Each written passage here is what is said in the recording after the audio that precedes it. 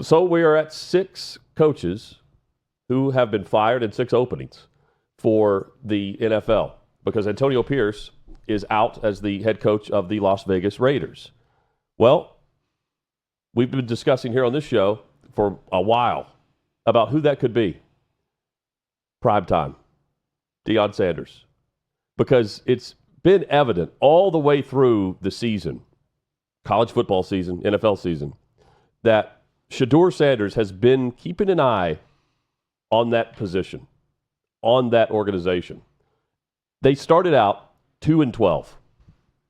And throughout those losses, every time, and not a coincidence, that Shedeur Sanders, while keeping an eye on the organization, had this sentiment that he posted each and every time after each and every loss. Thank you, God.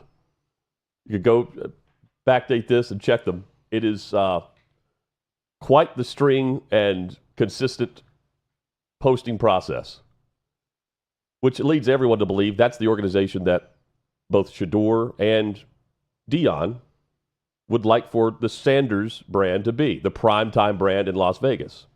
That makes sense. They're going to have a quarterback concern. We didn't know about the coaching situation, but Brady has ties and has been a mentor for Shedeur. He's also tied through some NIL contracts with the same brands that Brady is a part of. Now he's part owner of the Las Vegas Raiders. Who's the next coach? Is it Deion? Well, the general manager's staying on, Tom Telesco. But we'll see. They've been making this happen, and now they need the number 1 pick to make it happen. Where the Tennessee Titans, currently without a general manager, hold the number 1 overall pick. Will they go quarterback, or do they trade back and pick up future picks for a team that needs a ton of players to help them? Chad, not a surprise, but they wait until Tuesday to make the move. Yeah, I don't understand the delay with big announcements and firings like with the Titans that we're going to get to with the general manager, the Raiders wait until Tuesday. And then on the flip side, you got Jim Irsay, you've got the Stephen Ross with the Dolphins, you've got Robert Kraft that basically the moment the game goes final, they give you the statement on what exactly they're doing. They take no time and knew exactly what they were going to do, and they were decisive with it. How decisive will the Raiders be in moving forward with either this scenario we're talking about? I'll throw in another possibility. Does Tom Brady want to call his old teammate and buddy Mike Vrabel and throw a wrench in the whole Patriot plan? In what we've been talking about with Mike Vrabel being a no-brainer to the Patriots. Well, they had some type of discussion last year before they made the decision to keep the interim or remove the interim tag and make Antonio Pierce the official head coach of the Las Vegas Raiders. You know, you mentioned those owners. You know what they do? They speak to the media. They're not afraid to speak to the media. And I think a lot of this is that the coach stands in front of the podium on Monday after the final game and answers questions about the season, ties a bow or, puts a wreath on for the funeral of the organization for that season. And then the next day, there's no requirement to speak to the media in a press conference setting. So a lot of the owners who don't speak, Mark Davis is one of them, you do that the day after the final press, concerns, I guess, with everyone answering questions. You don't want to take the questions because you don't. Maybe you have the answer, but you don't want to say anything out of turn because of all the processes that must take place to hire your next coach. Although, look, contractually, we saw what happened last season with Gerard Mayo. There wasn't the Rooney Rule was fulfilled by hiring him, but it wasn't like they had to hire or interview different candidates for that position. They just had him step into the role. It's truly amazing to me how few owners take the same tact as Robert Kraft with the Patriots, that he says in his statement when he fires Gerard Mayo that he doesn't even see himself as the owner. It's the fans and the region that own the team, and he's a steward of that business, and it belongs to the region and their fans. And I'm thinking, how many owners are saying that? How many owners are saying anything? We know Robert Kraft's going to be at whatever press conference is going on at any time when he makes a decision. He's not going to leave it to someone else. He's going to be there to answer questions. And he's in a league of his own. He is, but he can go to a Brady roast and not have anyone roast him. Right. I also I don't.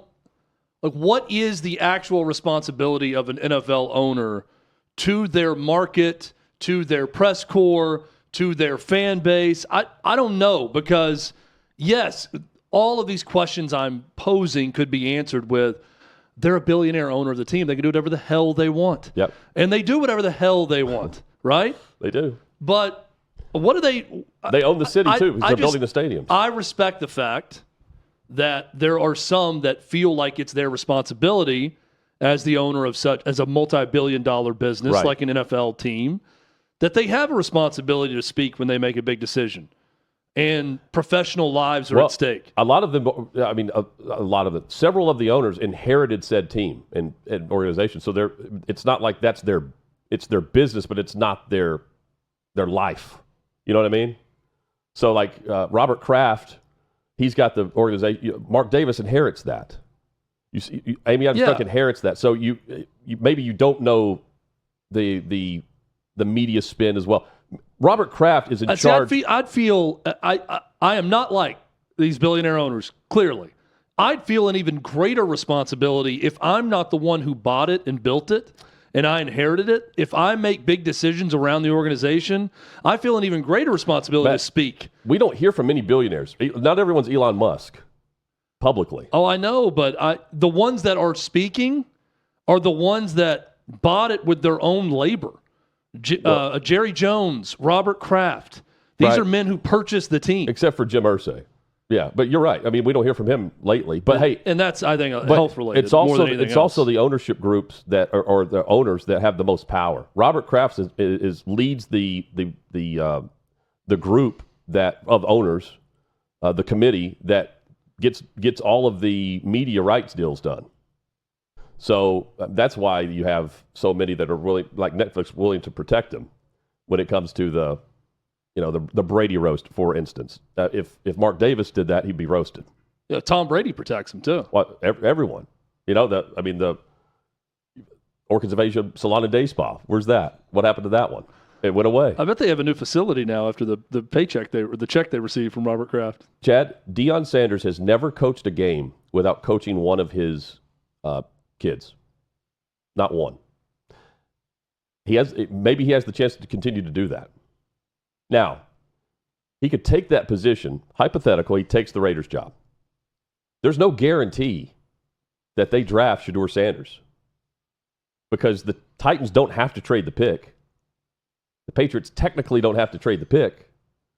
The Raiders don't hold that position, or that spot, that selection, because they won games instead of losing games. Let me ask you this, Hutton, and you'll probably know the answer.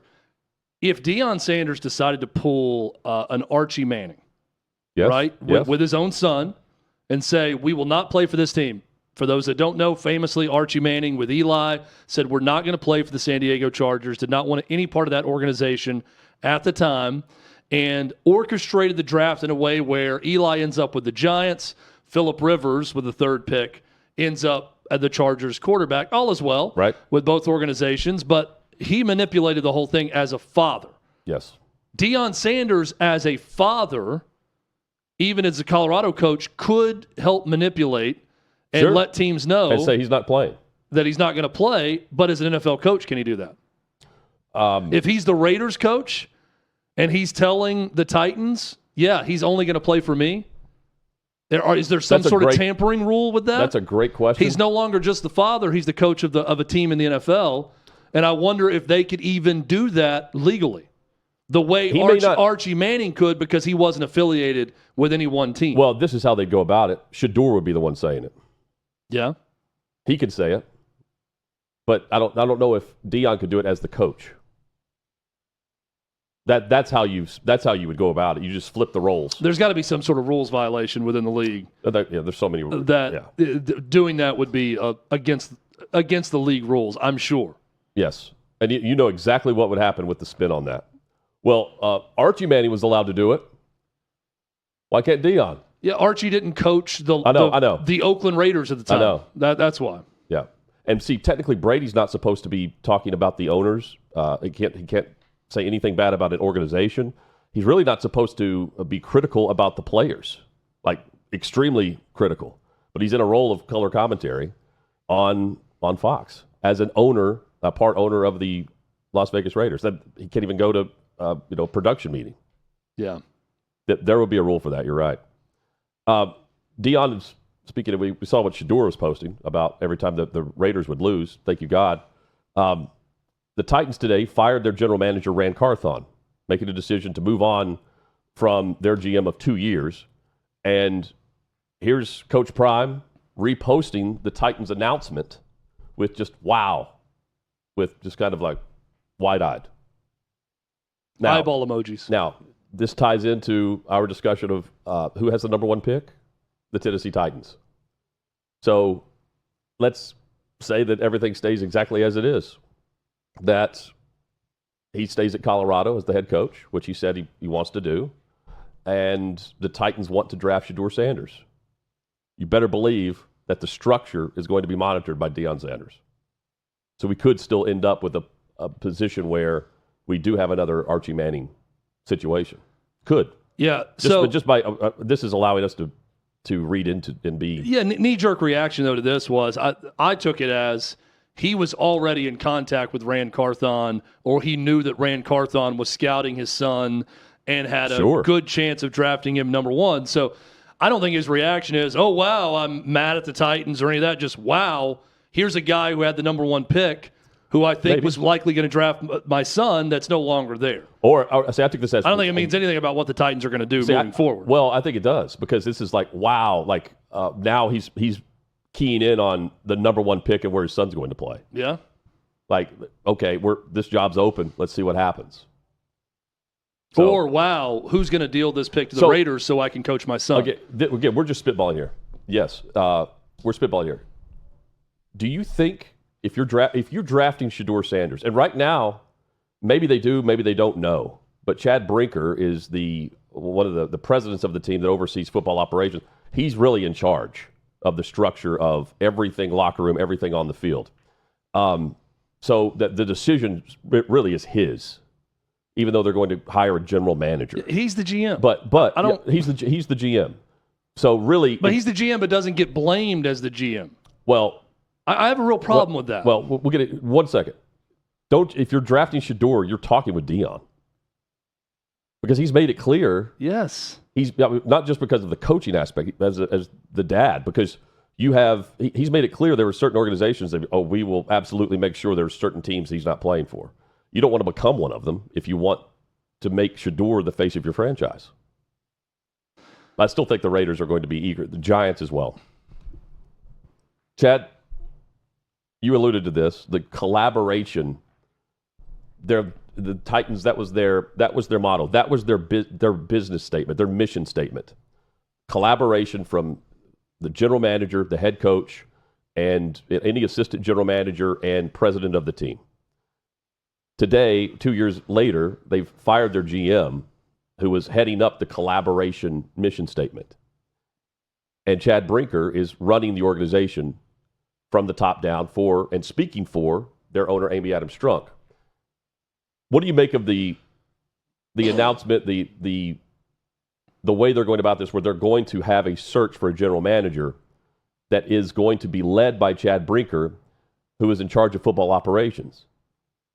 He's essentially going to hire someone that's going to be working under him, yes, but also working for him and making moves and doing work that's delegated to him. Are we wrong? And let's go back a little bit too. If you want a blueprint as to how not to own and manage an organization in the NFL over the last 3 years, look no further than what Amy Adams Strunk has done with decision-making with the Titans. The Titans have essentially split the baby in half yet again.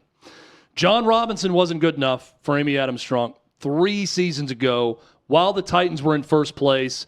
They get embarrassed in Philadelphia after John Robinson made the decision to trade away A.J. Brown, a very questionable decision that was criticized at the time, continues to be criticized. A star receiver for the Titans, they don't have many of them throughout their organization's history, traded away, has a great game. Eagles blow out the Titans. Amy Adams Strunk gets mad about that, fires John Robinson 2 days later on a Tuesday, leaving Mike Vrabel behind to kind of pick up the pieces.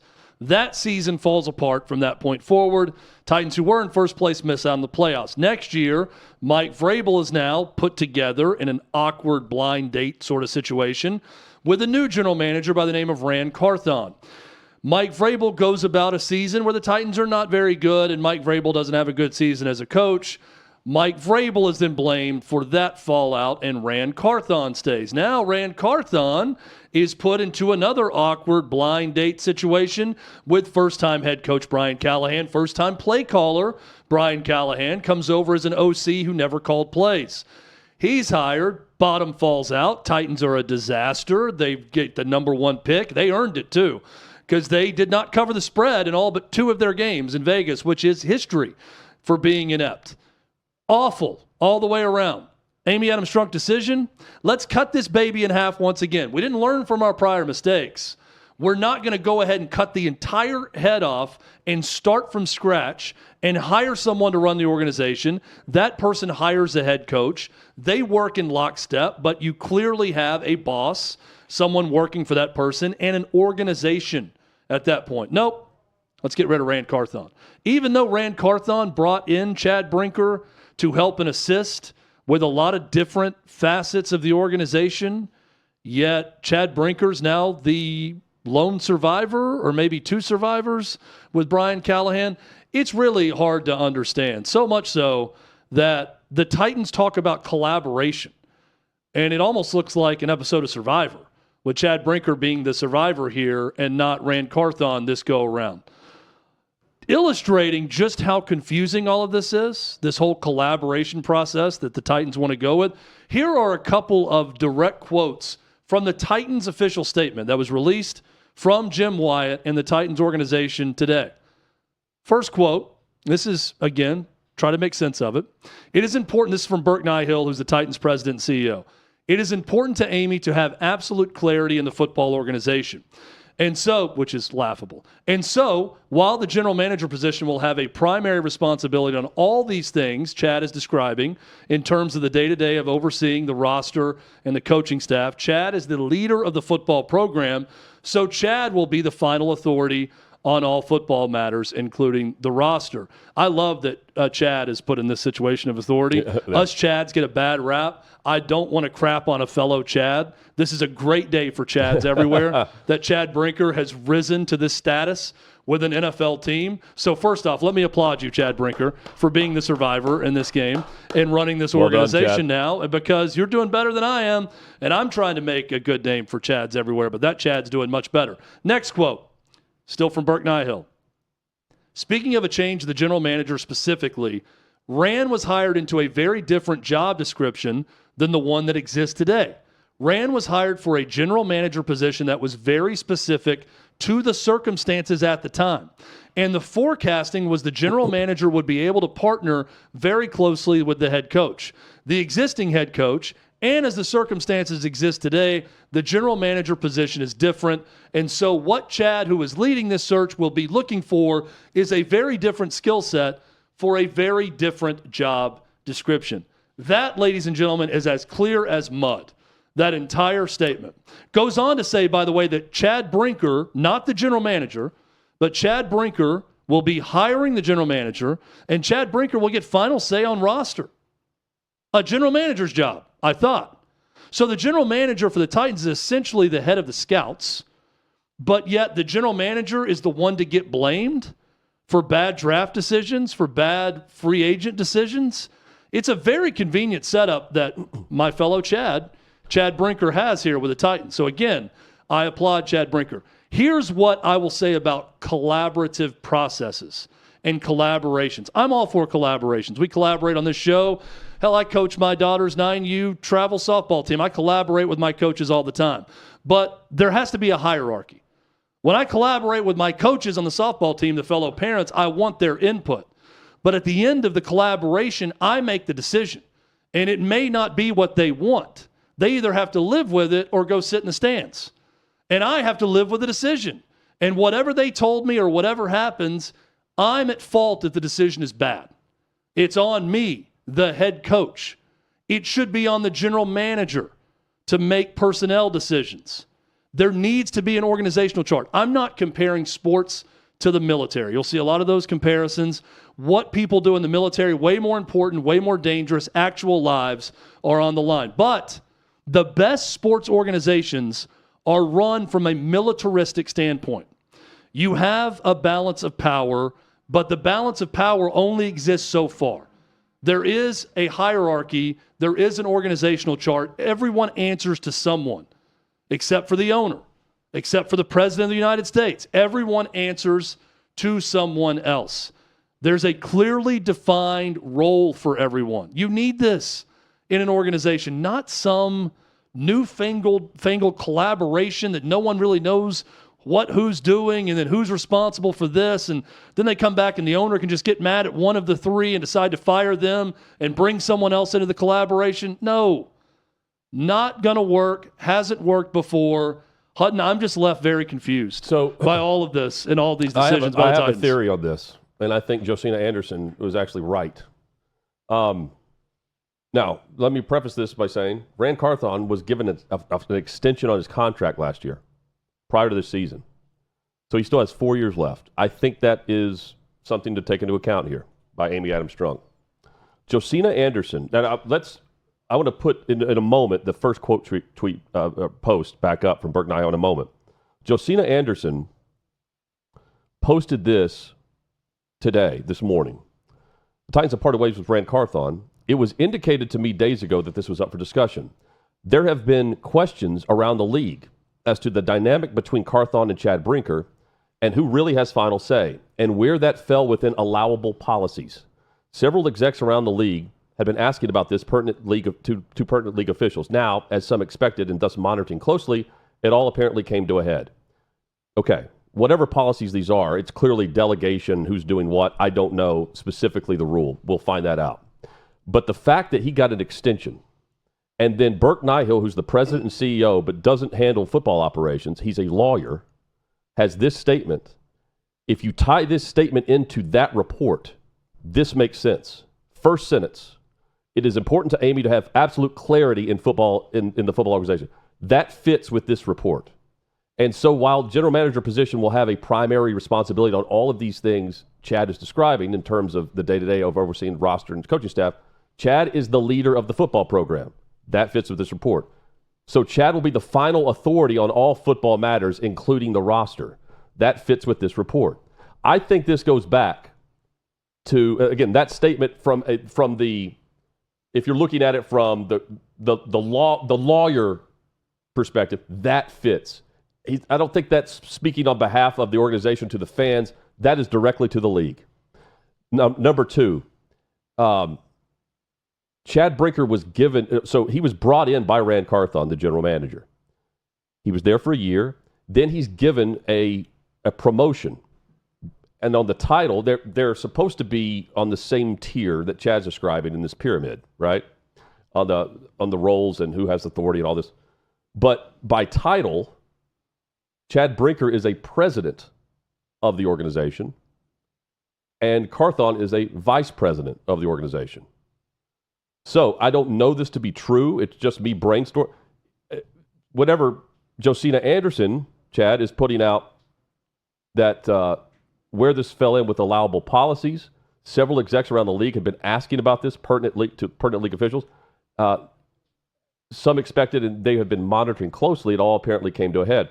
To me, this is who's in charge of making decisions, and if Rand wanted something done and Brinker wanted something done, who has final say? When it's supposed to be on the same level playing field, but one's a president, one's a vice president. I think when she says apparently it all came to a head, I think that's what this is. And Rand's given an extension, a 4-year one, which is bump in pay, with this in mind, that Amy had to clear up with the league. The clarity is with the league, not with the perception of the organization, even though the perception is it's not clear at all. That's my theory. I don't know this, but I would run with that. And I don't know why it can't just be a public knowledge thing. But it does go back to... I don't know why then just name Chad Brinker the vice president or president of football ops and general manager. Well, because the general manager is not a general manager. The general manager is the head of scouting. No doubt. But I totally agree. But John Elway, his title from 2011 to 2020 with the Broncos was Executive Vice President of Football Operations, General Manager. That's what John Robinson was. Yes, and that is what Chad Brinker is now. Well, that's what he. And it says in the statement that he gets final say on roster, so that is what he is. That's what he is now, yes. Then why the charade of hiring a GM? Because that person is going to handle the day-to-day operations of scheduling visits for tryouts on Tuesdays. And, Chad, this is exactly what Vrabel wanted. He didn't want to be the general manager. Vrabel wanted to be in the role of Chad Brinker. He didn't want to handle the work aspect of the day-to-day, nuts, craziness, business office things. He wanted to coach ball. And so this is in more or less like he wanted to have the authority and final say. I don't think Mike Vrabel wanted to do let's see. Well, he didn't want to do the grunt work. Well, we're gonna try out some kickers, so I need to get a couple holders in here and a long snapper. Yeah. He didn't want to have to go out and do that. I mean, Rand Carthon didn't even go to the Senior Bowl either, so I don't know how much grunt work he was doing in all Brinker of this did. either. So Brinker did or didn't? He did. So Chad Brinker's the one who went there. This year, not last year. I don't know that it's the Tennessee Titans that should now redefine what we know titles to be in the NFL. Well, because a general manager, you say the GM was fired in this place, but he wasn't in this. He wasn't. It wasn't this. It wasn't this clear. This statement wasn't out until today. So whatever was going on behind the scenes wasn't clear with those doing the job. Again, me just riffing. And the league was asking about it. That's Josina Anderson's report. So last year, Carthon's he gets a promotion, but there's a statement that's listed about from Amy Armstrong about what each guy's going to be doing for the organization. And Carthon had power over. He would oversee the coaching staff, the roster on the field, all that.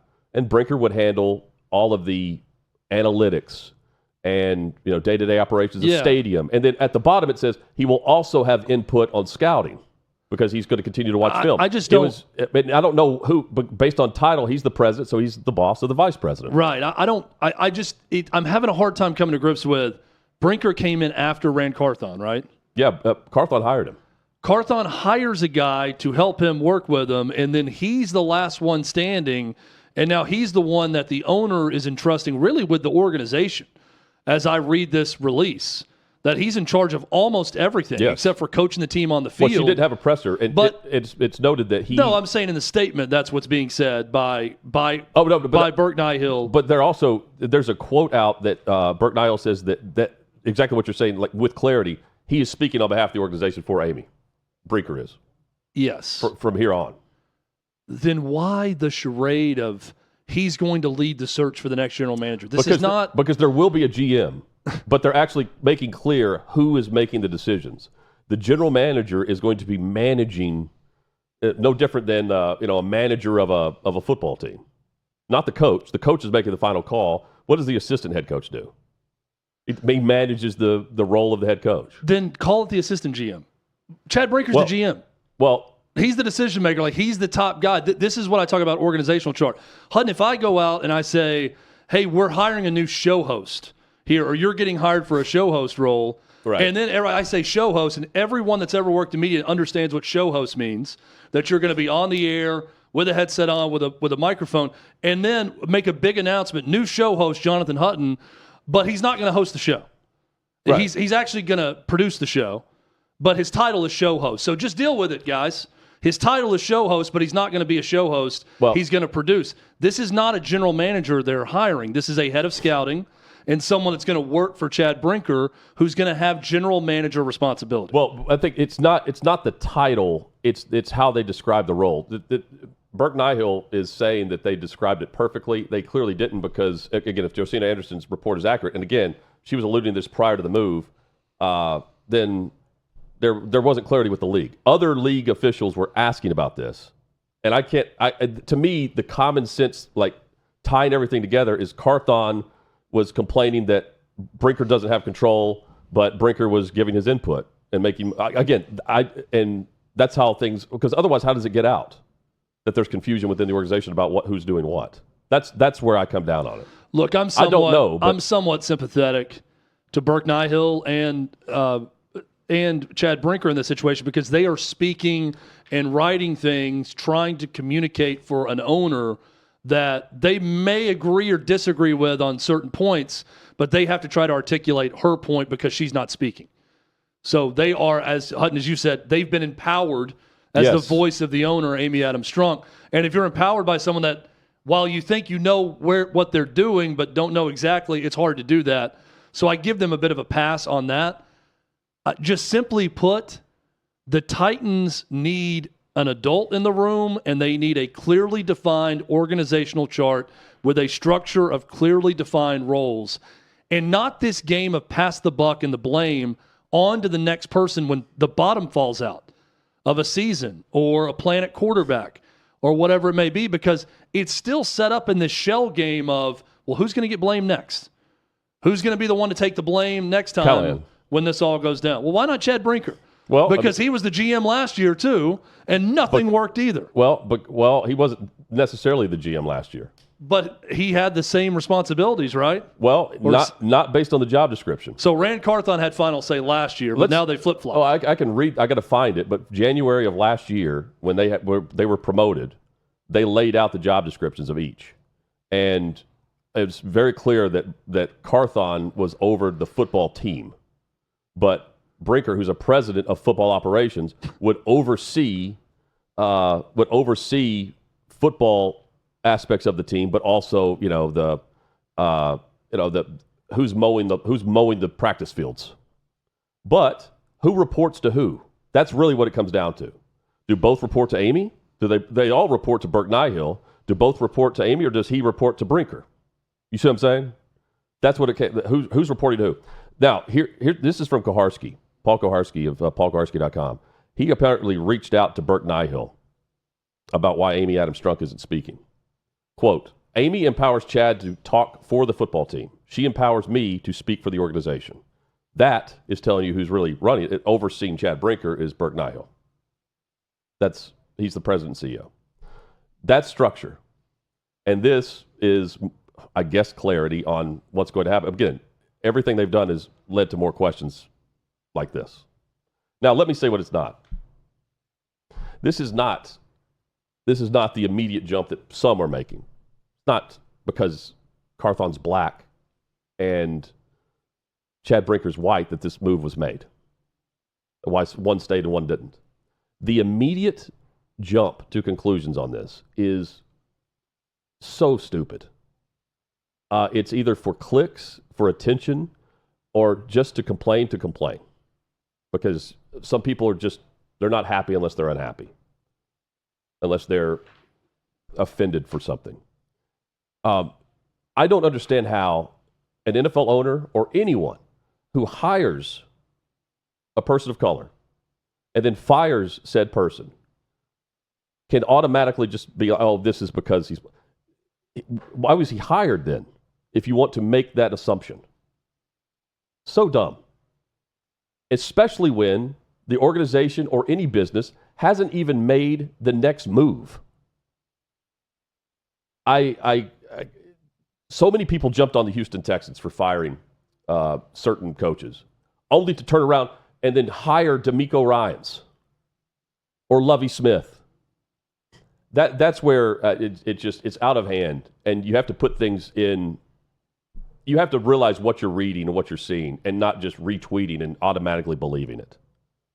Because this is another example of it. It's not totally everyone on board with that line of thinking, but Chad, you know as well as I do, where there's smoke, there's fire, and everyone's sitting around like, Anscape and others.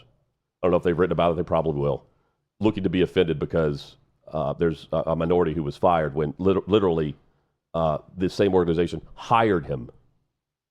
It blows my mind sometimes. Yeah, and I thankfully have not seen as much of that reaction as maybe we saw with Gerard Mayo on this. And it's not as big of a national story with the Titans general manager being fired as opposed to the New England Patriots head coach after 1 year. You see those and little Rand subtle Carthon things, like, after 2 years also. You see what I'm saying? Yeah, no, and it's ridiculous.